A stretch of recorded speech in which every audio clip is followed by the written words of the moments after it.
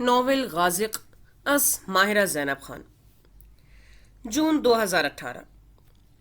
اسلام آباد سے 20-25 کلومیٹر کے فاصلے پر موجود اس جنت نظیر وادی کے شان و شوکت سے کھڑے فلک شگاف پہاڑوں کی چوٹیاں سفید برف سے ڈھکی ہوئی تھیں۔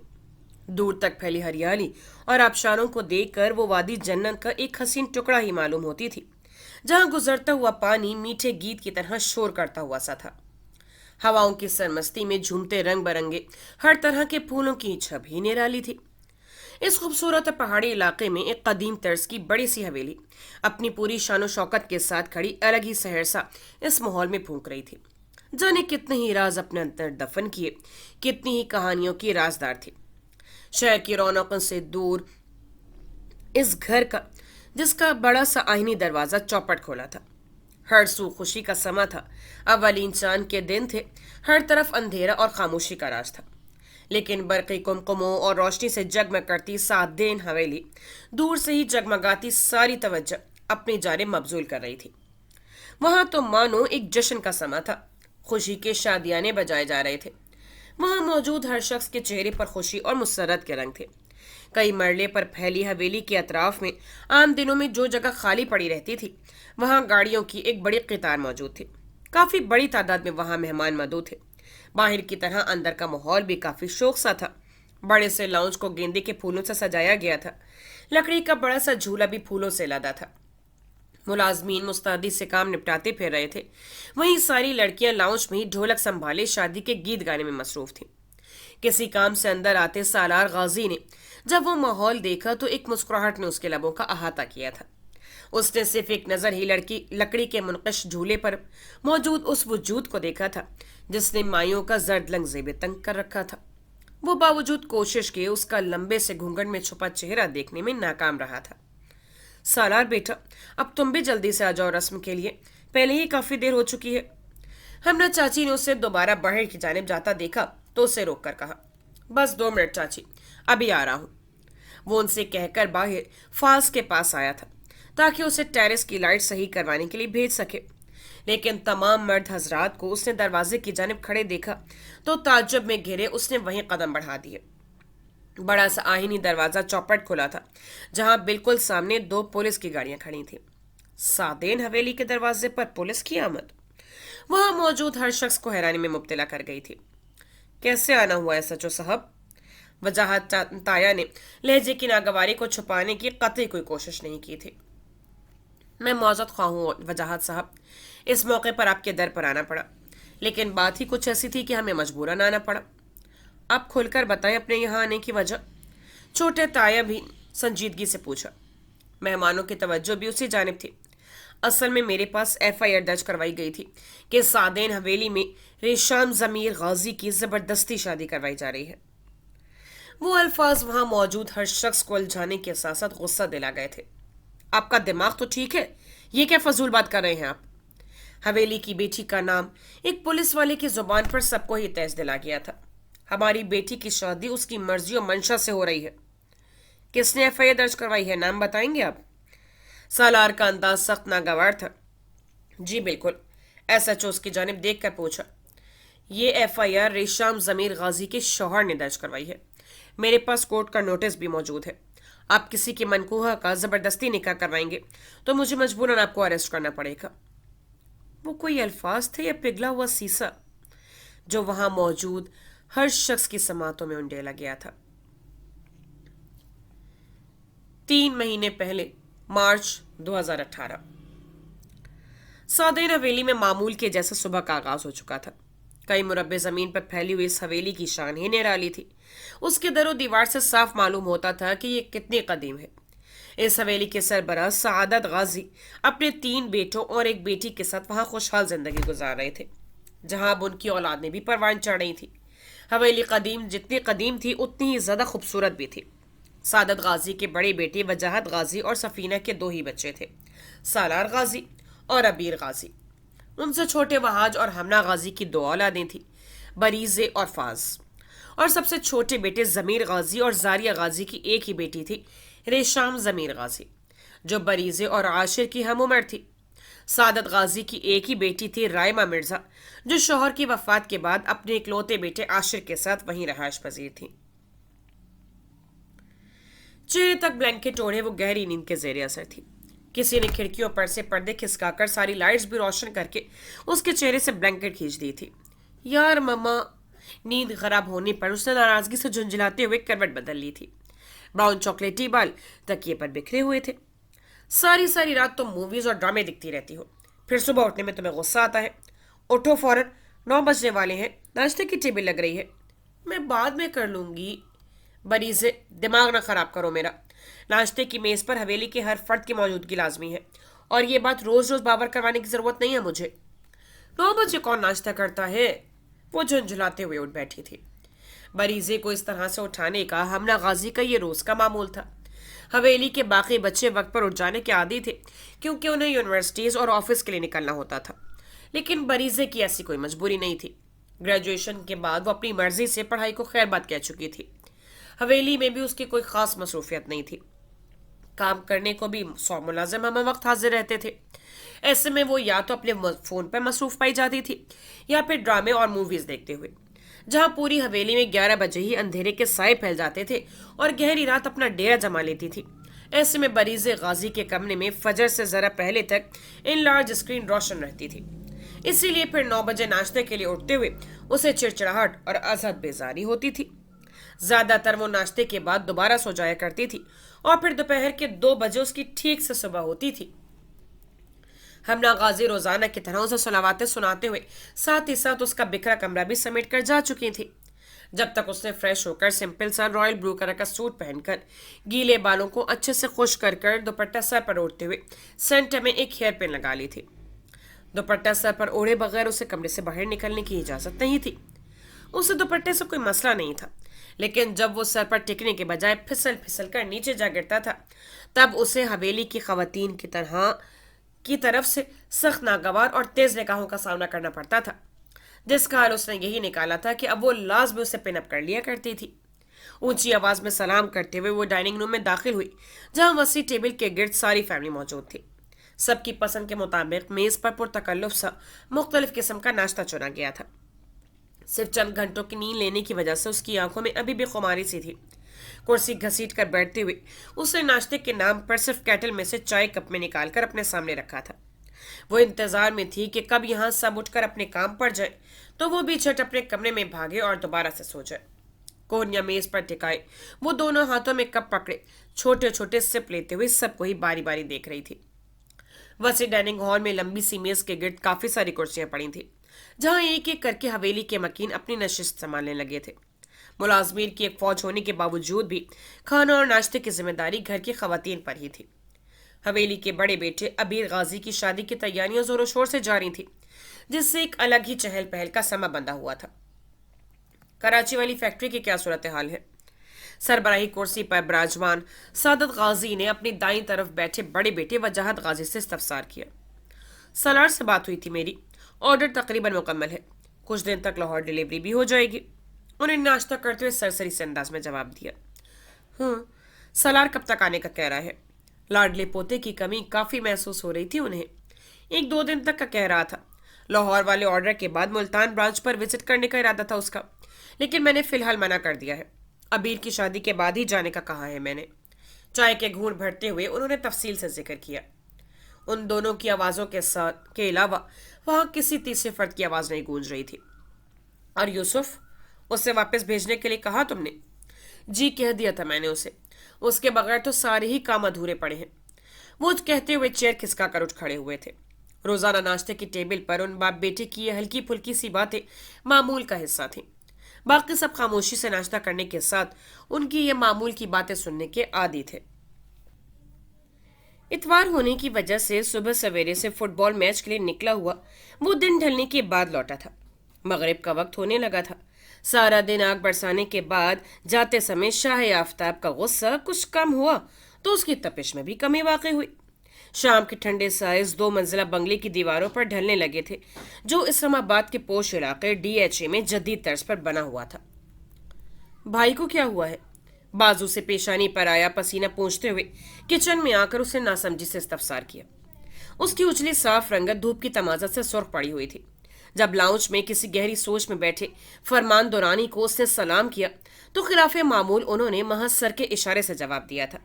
जब भी उसने किचन में आकर उनसे पूछा था, इनके ताया का फोन आया था, सारा की शादी कर रहे हैं तो दावत दे रहे थे।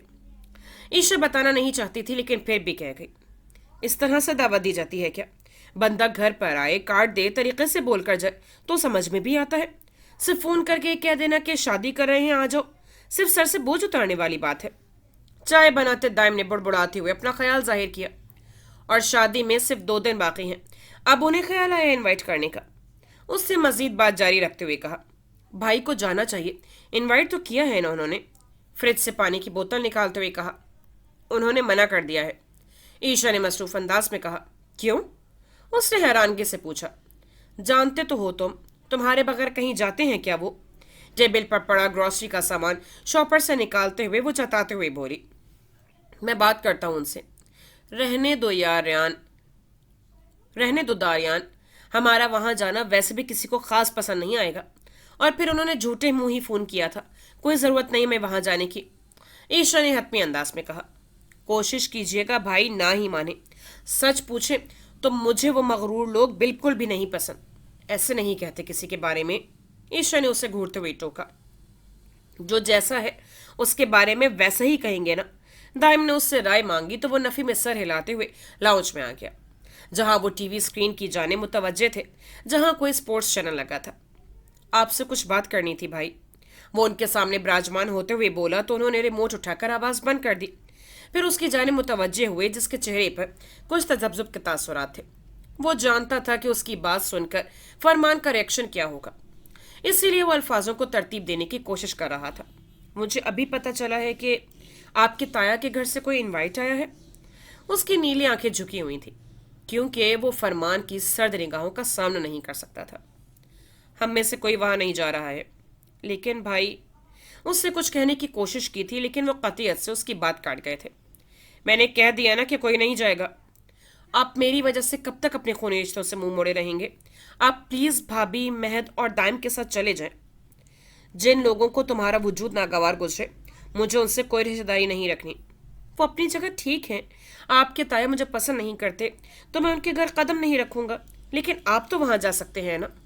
तुम्हारे बगैर जा सकता हूं मैं। उनकी संजीदा और सर्द लहजे पर दारियान को गहरे दुख ने आ घेरा था। उस अपने दिल पर भारी बोझ महसूस हो रहा था। वो चाहने के बावजूद अपने जान से अजीज भाई के लिए कुछ नहीं कर पा रहा था।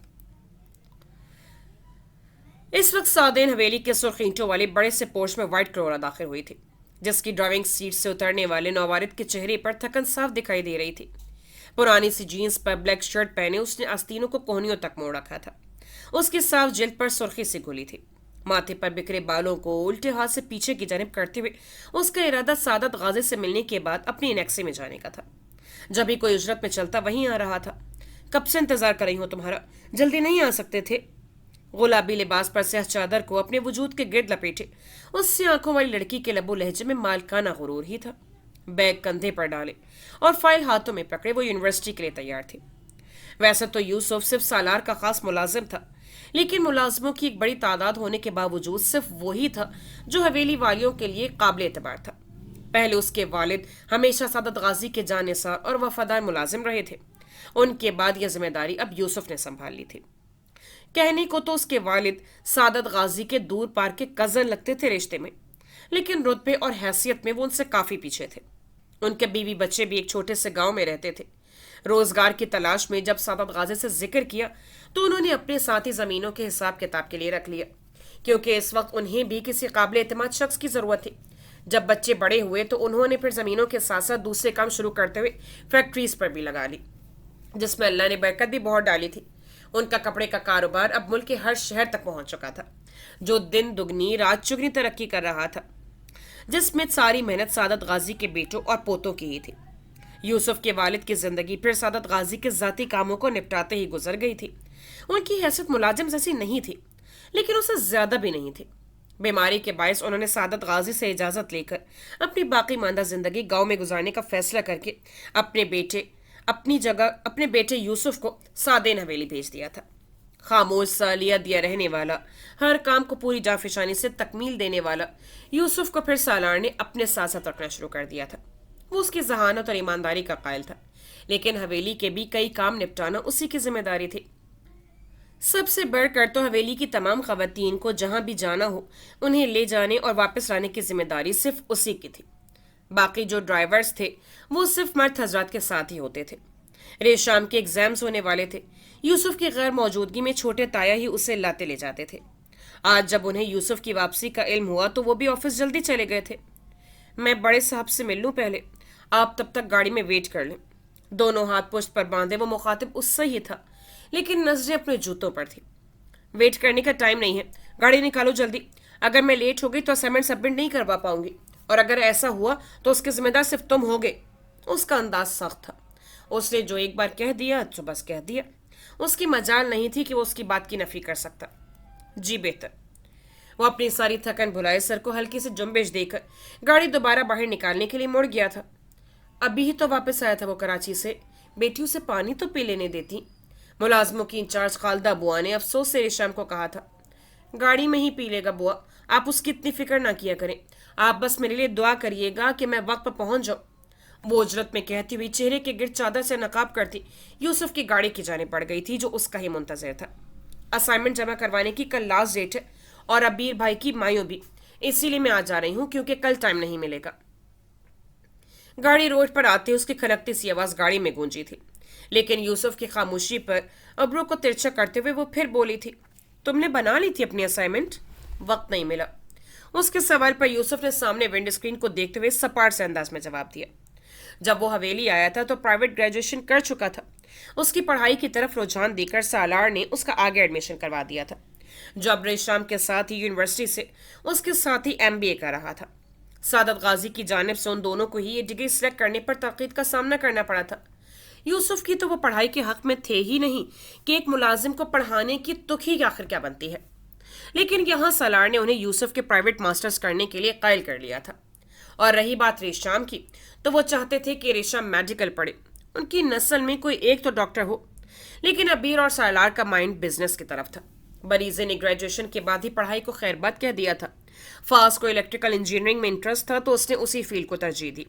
सादत गाजी के इकलौते नवासे आशिर मिर्जा का रुझान पढ़ाई के अलावा हर चीज में था। इंजीनियरिंग यूनिवर्सिटी में एडमिशन तो था उसका, लेकिन वहां वो शाज़ व नादिर ही कदम रखता था। और रही रेशाम जमीर गाजी, तो उसने बिजनेस की फील्ड को चुना था, ये जानते हुए भी कि डिग्री मिल जाने के बाद भी वो किसी ऑफिस में जॉब नहीं कर सकेगी, ना ही अपने खानदानी कारोबार में हिस्सा ले सकेगी। फिर तो तुम एग्जाम्स भी नहीं दोगे ये बहाना कर करके कि तुम्हें वक्त नहीं मिल सका यूं नहीं जाने का। उसका लहजा थोड़ा तल्ख था। इस बार भी वो जवाब में सिर्फ शान उचका कर रह गया था। कल लास्ट डेट है, तुमने असाइनमेंट बनाई भी है या नहीं? रेशाम की नजरें बैक व्यू मिरर पे थी, जहां यूसुफ की आंखों पर लगे डार्क गॉगल्स ही नजर आ रहे थे। मालूम नहीं अब वो उसे देख भी रहा था या नहीं। वैसे तो उसका ध्यान सारा सिर्फ ड्राइविंग की जाने मबजूल था। मैं कल सबमिट करवा दूंगा। यानी कि नहीं बनाई और अब पूरी रात बैठकर बनाओगे? वो बुड़बुड़ाते हुए खिड़की से बाहर देखने लगी थी। उसे बहुत खलता था यूसुफ का हवेली वालों के लिए खुद की जात को नजरअंदाज करना। हवेली के कुशादा सहन में मायों के फंक्शन की तैयारियां जोरों शोर से जारी थी। दूर और नजदीक के सभी रिश्तेदार भी एक एक करके वहां आने लगे थे। हवेली के जो कमरे इस्तेमाल में नहीं थे उनकी सफाई और आराइश करवाकर मेहमानों के लिए तैयार करवाए जा रहे थे। वो अपने कमरे में पेपर की तैयारी कर रही थी, लेकिन जारिया गाजी ने उसे भी बाहर भेज दिया था, क्योंकि वो लगे हाथों उसके कमरे की भी थोड़ी बहुत सेटिंग चेंज करवा रही थी। एक तो वो पहले ही ध्यान से नहीं पढ़ पा रही थी, ऊपर से उसे कमरे से ही बेदखल कर दिया गया था। वो झुंझुलाती हुई किताबें पकड़े सीढ़ियां उतरकर नीचे की जानिब जाने लगी थी, जहां मुलाजमों के साथ साथ पता नहीं कौन कौन से रिश्तेदार मौजूद थे। ये सब भी पता नहीं कब तक यहाँ रुकेंगे। नीचे का माहौल तो पढ़ाई के लिए हरगिज साजगार नहीं था। उसे समझ नहीं आ रहा था कि वो ऐसे कौन से कोने में जाकर बैठे जहां कोई उसे डिस्टर्ब करने वाला ना हो। आज तो पढ़ाई की जान छोड़ दो, अबीर ने अचानक ही उसके हाथ से बुक्स छीनते हुए कहा। अबीर भाई, उसने नाराजगी से उन्हें देखा। आपको मेरे एग्जाम्स के दिन ही मिले थे शादी करने के लिए। वो मुंह फुलाकर कहती वहीं सीढ़ियों पर बैठ गई। इसमें मेरी कोई गलती नहीं है भाई, तुम्हें तो मालूम है सारे फैसले दादा जान के होते हैं। अबीर ने फूलों से लिपटी हुई रेलिंग से टेक लगाते हुए शाने उचकाकर जवाब दिया। एक तो दादा जान, घुटनों के गिर्द बाजू बांधे वो नाराजगी से नीचे की चहल पहल को देख रही थी। परेशान मत हो, सालार आ जाएगा तो वो तैयारी करवा देगा तुम्हें पेपर्स की। उसके नाराज से चेहरे को देखते हुए नरमी से बोला। वो क्या तैयारी करवाएंगे? उससे फूले मुंह से कहा। उनके पास कुछ पूछने चली जाऊं तो उन्हें कॉफी पीने का दिल जाने लगता है, या फिर उन्हें ढेरों ढेर प्रेस किए हुए कपड़ों को छोड़ के वही शर्ट पहननी होती है जो प्रेस नहीं हुई होती, और फिर अपने सारे काम करवाने के बाद कहते हैं कि तुम कितनी कुंजहन हो जो इतना सा सवाल नहीं समझ आ रहा। सालार की तरफ से तो वो काफी तपी बैठी थी। मैं बताऊंगा सालार को कि कितनी शिकायतें हैं तुम्हें उससे, अबीर ने शरारत से छेड़ते हुए कहा। जरूर बताइएगा, ताकि उन्हें भी थोड़ा एहसास हो। उसके सुर्ख सफेद चेहरे पर नाराजगी सी थी। यूसुफ भी तो तुम्हारी क्लास में ही पढ़ता है, और वो बेचारा तो तुमसे कई गुना ज्यादा काम करता है, लेकिन वो तो कभी कंप्लेन नहीं करता, और उसके बावजूद भी अच्छे नंबर से पास होता है। अच्छे नंबर से पास होने में और बहुत अच्छे नंबर से पास होने में बहुत फर्क होता है अबीर भाई। यूसुफ के साथ भी सालार भाई ऐसे ही करते हैं, उससे भी अपने ना खत्म होने वाले कामों में लगा कर रखते हैं। उसे तो पढ़ने का मौका भी नहीं मिलता। सिर कढ़ाई वाले सूट पर बड़े से दुपट्टे को पेशानी तक लिए वो सीढ़ियों पर बैठी शिकायतों पर शिकायतें किए जा रही थी, जबकि उसके पास खड़ा अबीर मुस्कुराते हुए उसकी सारी बातें सुन रहा था। सिर्फ एक वही था जिससे वो अपनी सारी बातें शेयर करती थी। फाज उससे छोटा था, बरीजे और उसकी नेचर में काफी फर्क था, और रही बात आशिर की तो वो अपने आप में ही मगन रहता था। वो शुरू से ही अलग थलग रहने का आदी था। रेशाम बेटा उठो, मेरे रूम में जाकर पढ़ लो सुकून से। रैमो फुप्पो ने उसकी परेशान सी सूरत देखते हुए कहा। थैंक यू फुप्पो, आप सच में बहुत अच्छी हैं। वो फौरन से पुरजोश से उठ खड़ी हुई थी। और अगर आपने सालार भाई से मेरी कोई शिकायत लगाई तो अच्छा नहीं होगा बीर भाई। वो धौंस से कहते उसके हाथ से अपनी किताबें लेती दोबारा सीढ़ियां चढ़ गई थी। पीछे वो दोनों उसके अंदाज पर मुस्कुरा कर रह गए थे। तारकोल की साफ शफाक सड़क रात की तारीकी में भी रोशन दिखाई दे रही थी, जहां रोड के बीचों बीच एक फिनिशिंग लाइन लगी हुई थी, जिसके पास ही कुछ तादाद में लोग भी खड़े बेचैनी से रेस के इख्तिताम के मुंतजिर थे। जब भी दफतन दूर से उठता धुआं वहां किसी की आमद की खबर दे रहा था। शौकीन का जोशो खरोश काबिल दीद था। बुलंद आवाज से अपने उम्मीदवारों के नाम पुकारते वो सुनसान रोड पर तहलका मचाए हुए थे। देखते देखते ही एक बाइक सवार दोनों हाथों को उड़ाने के अंदाज में सीधा फैलाए निहायत ही तेजी से फिनिशिंग लाइन क्रॉस कर गया था। फिजा में उसके नाम के तराने बजने लगे थे। माइक पर उसकी जीत की खबर दी जा रही थी। उसके गिर्द उसके दोस्तों ने झमकट्टा लगा लिया था। देखते देखते ही एक बाइक सवार दोनों हाथों को उड़ने के से अंदाज में सीधा फैलाए निहायत ही तेजी से फिनिशिंग लाइन क्रॉस कर गया था। फिजा में उसके नाम के तराने बजने लगे थे। माइक पर उसकी जीत की खबर दी जा रही थी। उसके गिर्द उसके दोस्तों ने जमघट्टा लगा लिया था।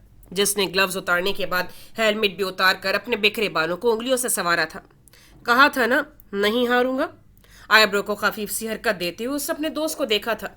खुद की जात पर उसका जो यकीन था वो उसकी गहरी आंखों में बखूबी दिखाई दे रहा था।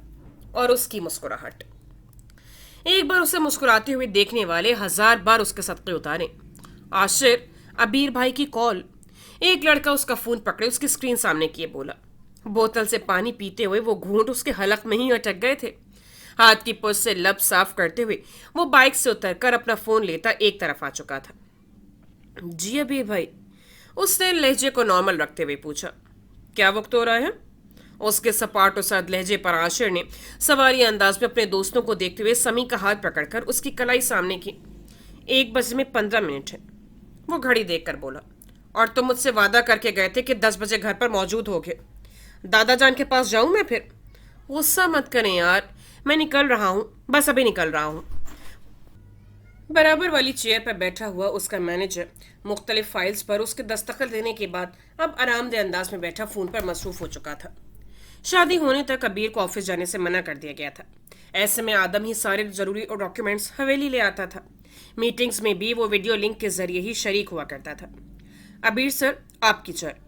जब भी मुलाजिम ने चाय का कप ट्रे में रखे उसकी जानिब बढ़ाया तो चाय से उठती महक ने उसे चौंका दिया था। ये चाय रेशम बीबी ने बनाई है? उसके इस्तफसार पर उसने इस बात में सर हिलाया तो उसने कप उठाकर 2 उंगलियों से उसे जाने का इशारा कर दिया था। आदम को चाय कॉफी में से कुछ भी पसंद नहीं था, इसलिए उसके सामने कोल्ड ड्रिंक का ग्लास पड़ा था। कप लबों से लगाए पहला घूंट भरते ही एक सुकून सा उसके रगों पे में सिरायत कर गया था। रेशम के अलावा उससे कभी किसी के हाथ की बनी चाय पसंद नहीं आती थी। हमेशा वही उसके लिए बनाया करती थी। अबीर की हैरानगी इस बात पर थी कि वो पहले ही पढ़ाई और शादी की तैयारियों में घनचक्कर बनी हुई थी, लेकिन फिर भी उसने अबीर के लिए वक्त निकाला था। हवेली का वाले कहते भी यही थे कि इन दोनों में सगे बहन भाइयों से ज्यादा मोहब्बत है, और इसमें कोई झूठ भी नहीं था। जहां रेशम उसे एक बड़े भाई की तरह समझती थी, उसकी इज्जत करती थी, उससे अपनी जिदें मनवाती थी, वहीं अबीर गाजी भी उसे बिल्कुल एक छोटी बच्ची की तरह ही ट्रीट किया करता था। वो उससे उम्र में भी वैसे भी काफी छोटी थी। दरमियान में 7-8 साल का गैप होने के बावजूद भी उन दोनों की खूब जमती थी। चलो मैं तुम्हें घर दिखाती हूँ। खाना खाने के बाद सोना ने उससे कहा था। इतने अरसे की दोस्ती में बरीजे पहली दफा वहां आई थी। वहां हमेशा सोना ही उससे मिलने आती थी। बातें करते हुए वो उसे लिए ऊपरी मंजिल की तरफ आ गई थी। वो घर असल में एक कुशादा सी कदीम हवेली की तर्ज पे बना हुआ था। सोना उसी के मुतालिक बरीजे को बताती जा रही थी। वो खुद भी एक जॉइंट फैमिली में रहती थी। वहां 3 भाइयों की फैमिलीज आबाद थी। बरीजे सभी खुश अखलाकी से मिले थे। एक तो वो सोना की बेस्ट फ्रेंड थी, और दूसरा वो सादेन हवेली की बेटी थी, जो काफी ताकतवर और नामवर खानदान के तौर पर जानी जाती थी। वहां नहीं जाना बरीजे, बस नीचे चलते हैं। 3 मंजिलें देख लेने के बाद उसे चौथी मंजिल तक जाने वाली सीढ़ियों की जाने बढ़ते देख सोना ने उसे बेख्तियार टोका था। क्यों? वहां क्यों नहीं जाना? उससे कदम रोक कर पूछा। वो मंजिल बंद रहती है, वहां हमारी रिहाइश नहीं है, बस फालतू साजो सामान ही पड़ा है वहां, तुम्हारे देखने के लिए कुछ भी नहीं है। सोना ने जबरी मुस्कुराते हुए उसे तफसीलन बताया, फिर नामहसूस से अंदाज में पेशानी पर चमकते पसीने के कतरों को साफ किया। तो क्या हुआ, हम वैसे ही देख कर आ जाते हैं। मुझे तो इस हवेली का स्ट्रक्चर काफ़ी यूनिक लगा है। आई मीन इसकी व्यू खूबसूरती, इसकी मुनक़िश नगारी। मुझे ऊपर की मंजिल भी देखनी है। वो बोलती हुई सीढ़ियाँ चढ़ गई थी। सोना घबराहट पे उसके पीछे भागी। बरीजे रुक जाओ, यहाँ जाना सख्ती से मना है, ताया अब्बू बहुत गुस्सा करेंगे। वो कुछ खौफजदा सी होते लहजे में उसके पीछे भागते हुए उसे रोकने की कोशिश कर रही थी, जो अनसुनी करती ऊपर आ गई थी। सामने ही बड़े से लकड़ी के एक दरवाजे पर कुंडी लगी हुई थी, जिसे खोलकर उसने पट वाह कर दिए थे। एक तेज हवा का झोंका उसके वजूद से टकराया था। वो 27 आखिरी सीढ़ी पर खड़ी वहां का मंजर देख रही थी। रोशनदानों से आती रोशनी ने वहां के हौलनाक अंधेरे को किसी हद तक कम कर रखा था। वसी और बड़े से लॉन्च में दरमियान में कुछ पुराना फर्नीचर पड़ा था, जो बड़े से सफेद कपड़ों से ढका हुआ था। हर जगह धूल मिट्टी और गर्दो गुबार सा था। कुछ स्टेप्स नीचे खड़ी सोना हक्का बक्का सी उसे देख रही थी। इस दरवाजे पर तो हमेशा एक बड़ा सा ताला लगा हुआ होता था। सोना यही समझ रही थी कि दरवाजा लॉक होने की वजह से वो अंदर नहीं जा सकेंगे और वो बरीजे को लेकर वापस नीचे चली जाएगी। लेकिन बरीजे को वहां घूमते देख उसकी घबराहट में इजाफा होने लगा था। यहाँ का ताला किसने खोला? गर्दन पर हाथ फेरते हुए वो खौफ की कैफियत में डूबी उसके पीछे अंदर आई थी, जो हाथ झुलाकर चेहरे के सामने से गर्द हटा रही थी।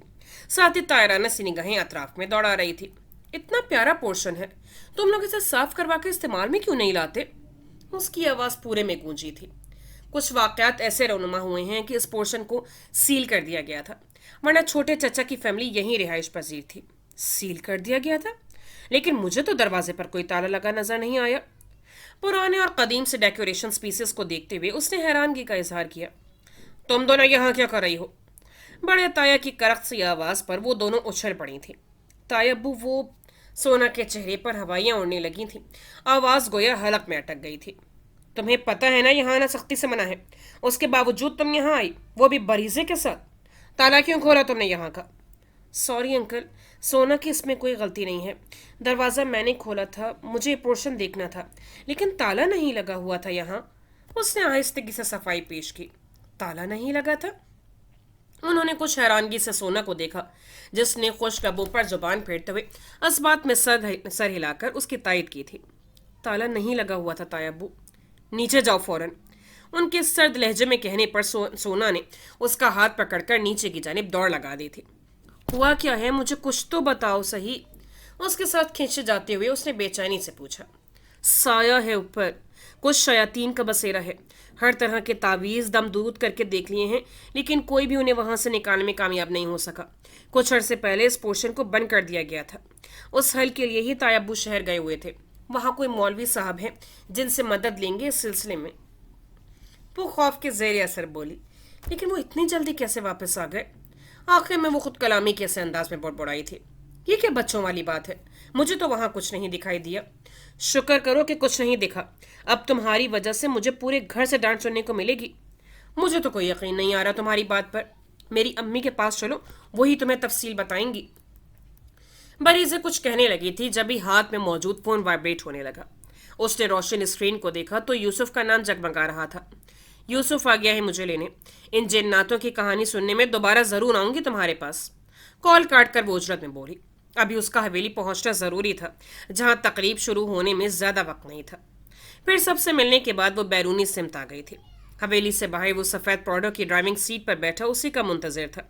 सोना से गले मिलकर उसे वक्त पर आने की ताकीद करते हुए वो चली गई थी, जबकि वो वहां खड़ी दिल ही दिल में दुआ गो थी कि जो हरकत बरीजे से सरजद हुई थी उन्हें उसका खमियाजा न भुगतना पड़े।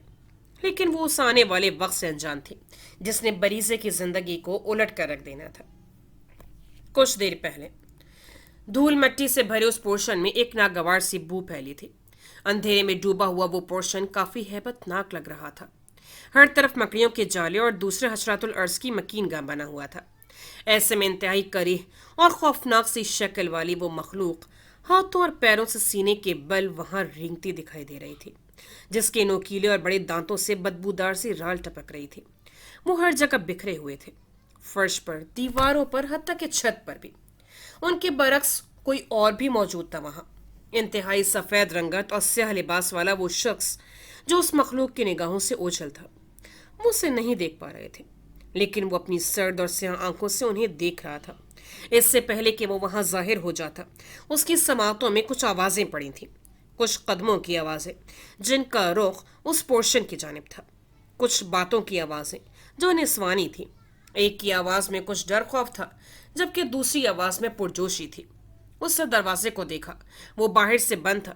वो ये भी जानता था कि बाहर ताला लगा हुआ है, जिसे देखकर यकीनन वो दोनों वहां से मायूस होकर वापस चली जाती। उसने अपना रुख दरवाजे की जानिब कर लिया था और अगले कुछ सेकंड्स में कोई दरवाजा धकेलकर अंदर दाखिल हुआ। वो दोनों 21-22 साल लड़कियां थीं। एक लड़की वहां ताला न होने के बायस हैरानगी का शिकार थी, जबकि दूसरी लड़की दिलचस्पी से वहां नजरें दौड़ा रही थी। वो दोनों आपस में गुफ्तगू कर रही थी। न उन्हें वहां मौजूद वो मखलूक दिखाई दे रही थी और न ही वो शख्स जो बेसाख्ता बरीजे को देखे जा रहा था, जिसने स्याह चादर खुद के गिर्द लपेट रखी थी। सफेद दुपट्टा सर से ढलकने के बायस उसके ब्राउन बाउल चेहरे के दाएं बाएं बिखर आए थे। वो दूसरी मखलूक भी उन्हें वहां देखकर उनकी जानिब मुतवज्जे हुई थी। इससे पहले कि वो तेजी से रेंगती हुई बरीजे के ऊपर हमलावर होती, वो पलक झपकने में अपनी जगह से गायब होता बरीजे के सामने आ गया था, जिससे वो मुकम्मल उसकी पुष्ट पर छुप गई थी। उसकी सी आंखों में जैसे दहकते शोले जल उठे थे। उसके जाहिर होते ही वहां फैली हुई अफरियत अजीबो गरीब नाकाबिले बर्दाश्त आवाजें निकालती हुई तेजी से पीछे हटने लगी थी। अगर वो वहां मौजूद ना होता तो कोई शक नहीं था कि उस अफरियत ने अब तक तुम दोनों के वजूद पर अपना कब्जा कर लेना था। उसने रुख मोड़कर बरीजे के चेहरे को देखा। साफ रंगत पर प्यारे से नकूश और ब्राउन चमकती गहरी आंखों ने उसकी खूबसूरती को मजीद बढ़ा रखा था। वो उसकी मौजूदगी से अनजान सोना से बातों में मशगूल थी। वो उसके चेहरे को देखे जा रहा था। उसकी आंखों में जलते शोले सर्द पड़ चुके थे। उसके सुलगते हुए वजूद पर जैसे किसी ने ठंडे पानी के छींटे मार दिए थे। ये उसकी तवील जिंदगी का पहला मौका था कि वो एक इंसानी चेहरे को इतनी गहरी नजरों से देख रहा था, और देखने में इस कदर महव हो चुका था कि अपनी नजरें उसके चेहरे पर से हटाना ही भूल गया था। वो तो शाह साहब के कहने पर यहाँ मौजूद इन शैतान कबीले के जिन्नातों को ख़त्म करने आया था। गो कि ये उसका काम नहीं था। उसका दर्जा बहुत आला था। वो बहुत अजीम काम अंजाम दिया करता था। लेकिन शाह साहब ने उससे इसरार किया था कि इन ताकतवर शयातीन को वहाँ से निकालना सिर्फ उसके बस की ही बात है। तब उसने उनकी बात मान ली थी। उसका यहाँ आने का मकसद सिर्फ इन शैतानों को ठिकाने लगाने का था। लेकिन इस चेहरे को देखकर वो अपना मकसद भूल गया था। वो ये भी फरामोश कर गया था कि वो एक मोमिन जिन है। उसे ये भी ख्याल नहीं रहा कि इस लड़की को देखे जाने की हरकत जो वो कर रहा है उससे बिल्कुल जेब नहीं देती। लेकिन अपने जहन के कंट्रोल से आज़ाद होकर और दिल के हाथों बेबस होकर वो बस उसे निहार रहा था। बेबसी भी ऐसी थी जिसे उसने आज से पहले कभी महसूस नहीं किया था। वो महवियत भी ऐसी थी जिसने आज से पहले उसे इतना चौंकाया नहीं था। मुतनासिब जिसामत की दराज कद वो लड़की उस मोमिन जिन की दुनिया हिला गई थी। वो पहले उसकी आवाज़ सुनकर चौंका था। वो जानता था कि दरवाज़ा बंद देखकर वो वापस पलट जाएगी, लेकिन वो उसे देखना चाहता था। اور اس لیے اندر آنے کے لیے راہ ہموار کر دی تھی، اور اب وہ سوچ رہا تھا کہ کیا یہ اس نے اپنے ساتھ ٹھیک کیا تھا، لیکن اس کا دماغ اسے جھنجھوڑ رہا تھا، اسے روک رہا تھا، اپنی نظریں اس پر سے پھیرنے کے لیے اس کی منت کر رہا تھا، لیکن اب اس پر کچھ بھی اثر انداز نہیں ہو رہا تھا۔